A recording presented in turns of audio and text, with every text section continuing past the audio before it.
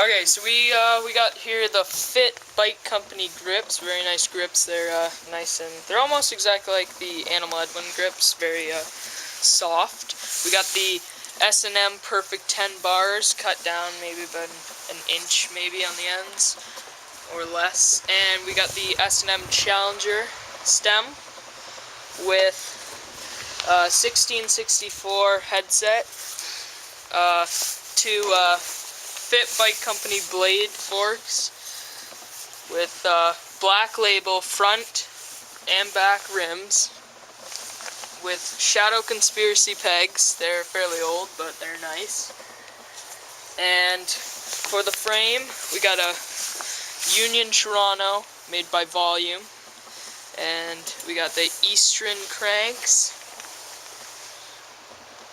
and the Squid seat by DMR Bikes. And let's just do the clicker right now.